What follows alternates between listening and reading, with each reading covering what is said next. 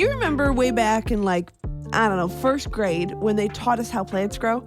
They told us you need 3 things: good soil, sunlight, and water.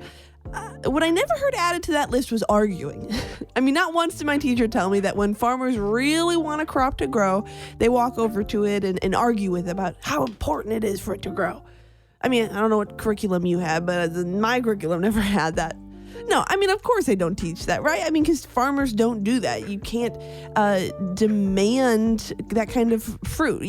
Farmers never yell at a plant being like, you have to have fruit here, right? Likewise, we can't argue the people we love into growing. You can't demand that they change. Not only is it not effective, it's also just not loving. This month on the Morning Focus, we're challenging ourselves to be more like God by loving more like God. And so each day we're taking on a new love dare. And I don't know about you, but I keep wanting to put a caveat on these love dares because I'm concerned that you'll mishear us. What I don't want you to hear is that you need to become some sort of doormat, right? To discard your boundaries. That's the last thing I want to encourage you to do. So, for example, when we're talking about farmers arguing their crops into growing, we both know how foolish that is. And maybe you've seen it be unfruitful in your relationships. But that doesn't mean that you need to then go and ignore the weeds in your relationships. To love well, we just have to change our approach. Love doesn't ignore the issues. Love intercedes. Love prays.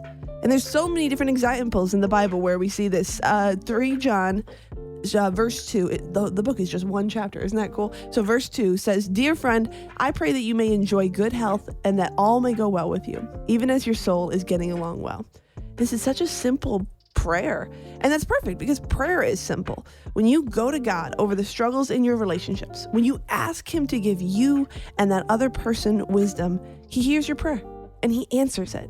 Today's love dare is to pick 3 specific areas in a relationship you've been struggling with lately that need to be brought to God. Then spend some time today and don't feel like you have to go find a prayer closet or sit down somewhere specific. Do it while you're driving if you need to. Do it while you're doing the dishes. Spend some time with God today asking for Him to intervene in those 3 areas.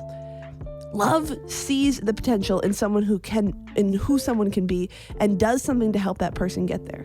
In fact, you probably have a better idea of how the people that you're closest with need to grow than anyone else. That's what being close to people shows you. But that insight, it's not for effective nagging, it's for effective kneeling.